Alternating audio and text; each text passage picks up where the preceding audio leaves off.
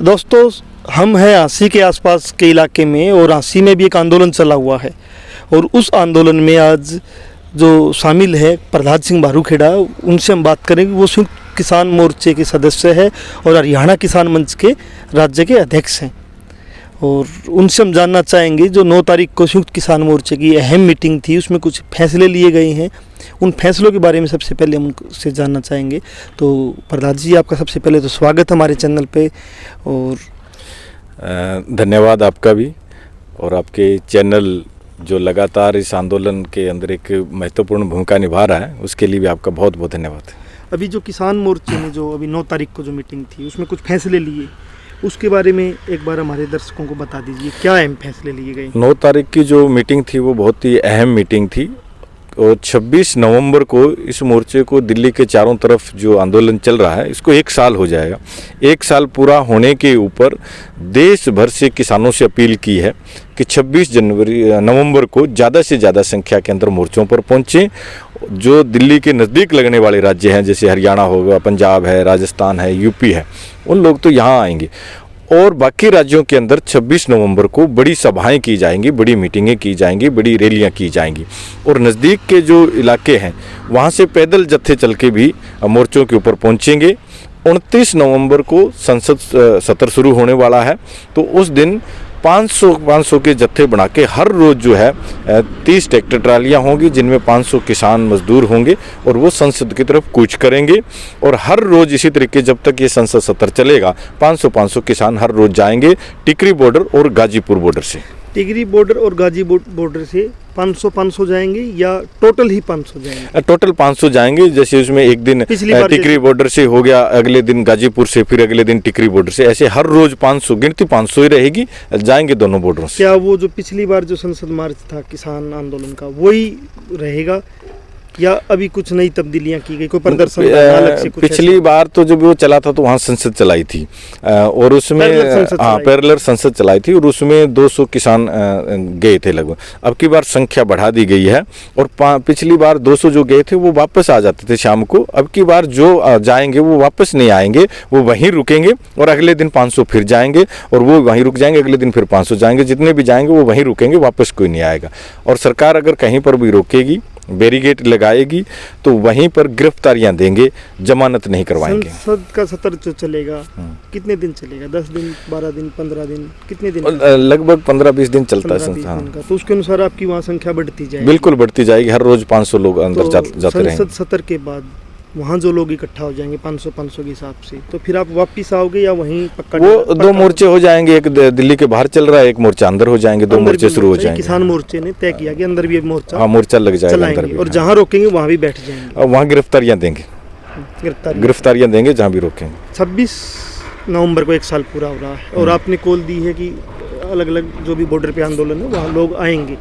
कितनी संख्या हो जाएगी? संख्या तो बहुत बड़ी होगी लोगों से, क्योंकि अभी 1 साल पूरा होने पे लोगों के अंदर भी बहुत बड़ी उत्साह है कि 1 साल हो गया, ये सरकार लोगों सुन नहीं रही है। 700 से ज़्यादा किसान यहाँ पे शहीद हो गए हैं। रोज़ जो हरियाणा सरकार है ये किसानों के ऊपर जुल्म ढा रही है, कभी लठ चला रही है, कभी मुकदमे बढ़ाए जा रहे हैं। तो लोगों के अंदर ये सरकार के प्रति रोष बहुत है और संयुक्त मोर्चे के कॉल का ही इंतजार लोग कर रहे हैं कि कोई बड़ी कॉल संयुक्त मोर्चा दें और लोग आएँ। अभी खेती का काम है, जिस तरीके से ये सीजन चल रहा है धान का, ये अभी 26 नवंबर तक ये भी थोड़ा कम हो जाएगा और बड़ी संख्या में लोग यहाँ पहुंचेंगे। तो कैसा रूप होगा 26 नवंबर को वहाँ कार्यक्रम का? कार्यक्रम वहाँ बहुत बड़ा कार्यक्रम होगा, कोई विरोध प्रदर्शन होगा? विरोध प्रदर्शन चलेगा और जो ये सभाएं होंगी वहाँ पे की जाएंगी। पहले तो 26 नवंबर को पूरे देश के अंदर जितने भी राज्य हैं उन सभी राज्यों के अंदर सभाएं होंगी। सिर्फ नज़दीक के जो राज्य हैं वो वहाँ पर पहुँचेंगे और वहाँ सभाएं करके फिर 27 से बाकी राज्य भी यहाँ पहुँचने शुरू हो जाएंगे। तो 29 तारीख तक बहुत बड़ी यहाँ पे कट हो जाएगा। 26 को आप देखोगे मोर्चों के ऊपर जो शुरू में रौनकें थी उसी तरीके से बड़ी रौनकें यहाँ पे शुरू हो जाएगी। और उसके बाद आपका संसद मार्च है और संसद मार्च के बाद भी अगर सरकार नहीं मानती है तो भविष्य क्या देखते हैं आंदोलन? वो आगे फिर एसकेएम की मीटिंग होगी, उसके अंदर फैसले होंगे और वो परिस्थितियों को देखते हुए कुछ फैसले लिए जाएंगे। कड़े फैसले भी लिए जा सकते हैं और आगे सरकार, अभी तो हमने ये प्लान किया, आगे सरकार क्या करेगी उसके बाद में जो परिस्थितियाँ बढ़ेंगी उसके हिसाब से मौके पर फिर कोई और फैसला लिया जा सकता है।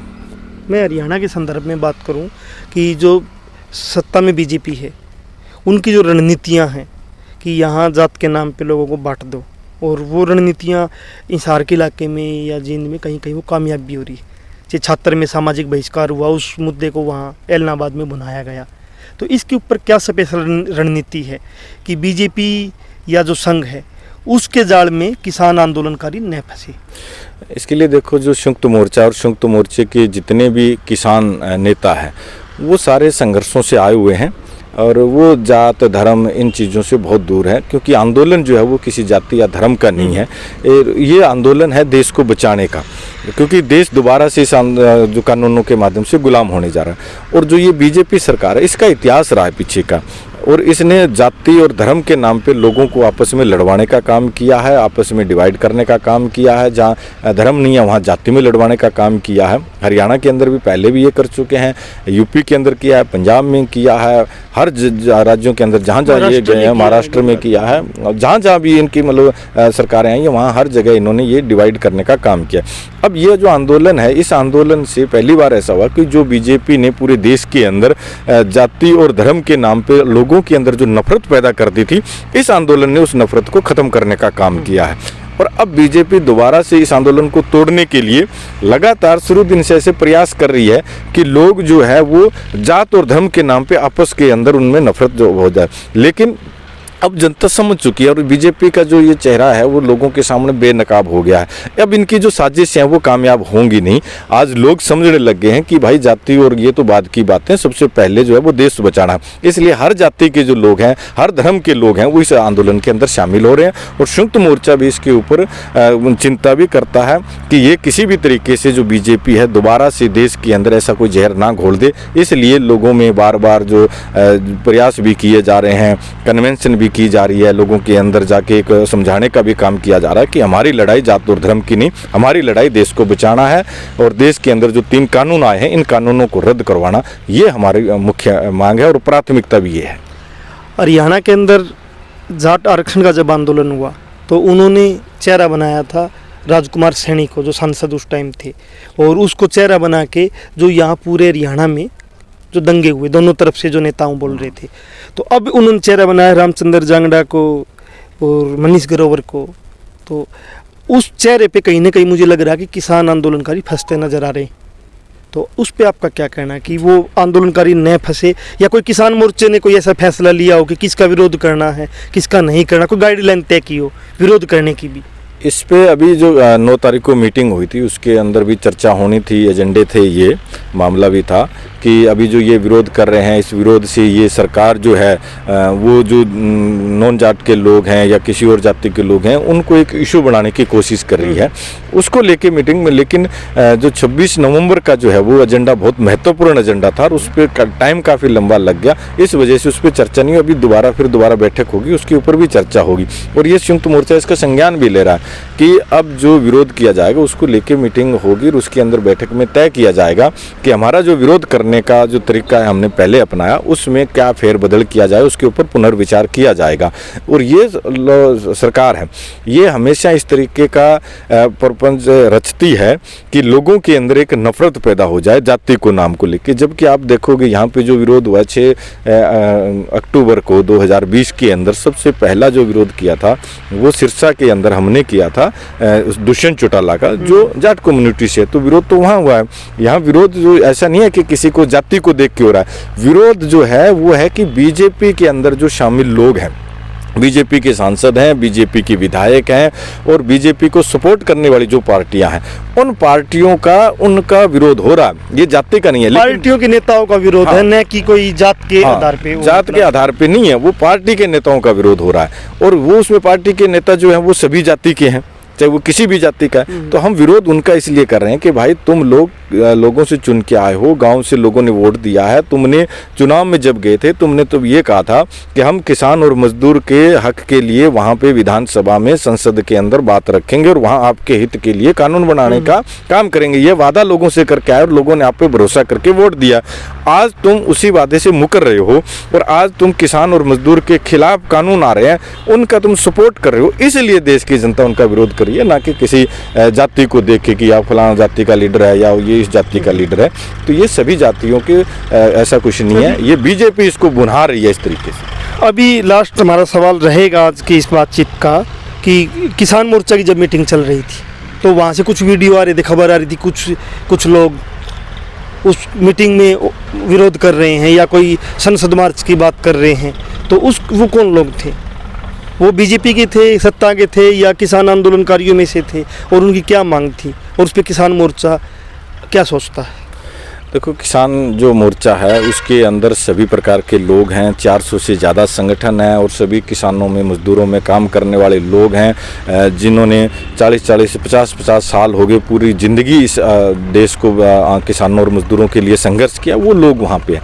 और पीछे के जो आंदोलन हुए हैं उन आंदोलनों के अंदर हमारे से गलतियाँ भी हुई है, उन आंदोलनों में हमें कहीं कमज़ोरियाँ भी रही हैं।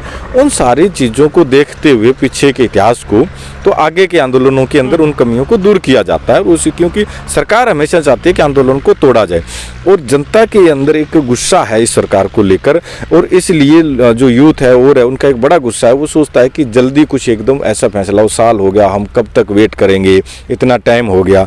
तो वो चीज़ें एकदम जो यूथ आता है वो उसके अंदर एक स्वाभाविक बात है वो चीज़ें होना। तो उसी दिन भी कुछ लोग ऐसे थे यूथ, और वो सोच रहे हैं कि जल्दी कुछ हो जाए। लेकिन आप पीछे का इतिहास देखोगे, उसके हिसाब से देखते हुए ही फैसले लेने पड़ते हैं। हमें देश को बचाना है और देश को बचाने के लिए आंदोलन को बचा रहना बहुत जरूरी है। आंदोलन बचेगा तो देश बचेगा, क्योंकि सरकार तो आंदोलन तोड़ने के लिए ऐसे प्रयास करती है। और कुछ सरकार भी ऐसा करती है कि कुछ लोगों को जो आंदोलन के अंदर जो है वो फिट कर दिया जाता है और वहाँ जाके उनसे ये प्रयास करवाए जाते हैं कि तुम आंदोलन में जाके इस तरीके की कोई हुड़दंगबाजी करो, इस तरीके का कुछ करो। वो जनता के सामने भी आ जाते हैं, वो बेनकाब भी हुए, पहले भी बहुत से चेहरे बेनकाब हुए, आगे भी बेनकाब हो जाएंगे। तो आपको लगता है कि आप जीत के वापस आओगे? बिल्कुल, 100%। आज तक का इतिहास देखो आप, किसान आज तक हारा नहीं है, कभी भी आज तक नहीं हारा। ये इतिहास है किसान का। अंग्रेज़ों के टाइम के अंदर भी किसान मूवमेंट हुए थे। भगत सिंह के चाचा सरदार अजीत सिंह जी ने 9 महीने आंदोलन चलाया था, उस आंदोलन की भी जीत हुई है। सर छोटू राम ने अंग्रेज़ों के टाइम के अंदर भी किसानों के हक में कानून बनवाए थे। तब तो हम, वो हुकूमत थी अंग्रेज़ों की, उनसे भी लड़के हमने अपने हक में कुछ चीज़ें करवा ली थी। तो किसान आज तक हारा नहीं है। ये आंदोलन भी किसान जीतेगा, देश जीतेगा, देश का नागरिक है वो जीतेगा, देश की जनता की जीत होगी। टाइम लग सकता है इस आंदोलन के अंदर, क्योंकि ये जो मौजूदा सरकार है, ये सरकार जो है कॉरपोरेट के घर, उनके मतलब फ़ायदे की नीतियां लेके आ रही है और उनको लाभ पहुंचाने का काम किया जा रहा है। और ये जो लोग बीजेपी में हैं, ये जनता के लीडर नहीं हैं, ये कॉरपोरेट के पैदा किए हुए लीडर हैं, इसलिए ये उनकी बात करते हैं। देश की जनता को बेचने का काम किया जा रहा है, इसलिए ये आंदोलन देश की जनता हर हाल में जीतेगी। इसके लिए चाहे कुछ भी करना पड़े, कितनी कुर्बानियां देनी पड़े, कितना समय लगाना पड़े, आंदोलन की जीत होके रहेगी। प्रहलाद सिंह बारूखेड़ा का पक्का विश्वास है और इतिहास भी ये कहता है कि लड़ने वाले लोग कभी हारते नहीं हैं। ये इतिहास कहता है और भविष्य में भी शायद साबित होगा, और साबित होना भी चाहिए कि काले कानूनों के खिलाफ मजदूर किसान की जीत हो। आप हमसे जुड़े, आपका बहुत बहुत धन्यवाद प्रहलाद जी। आपका भी बहुत बहुत धन्यवाद। ठीक है सर।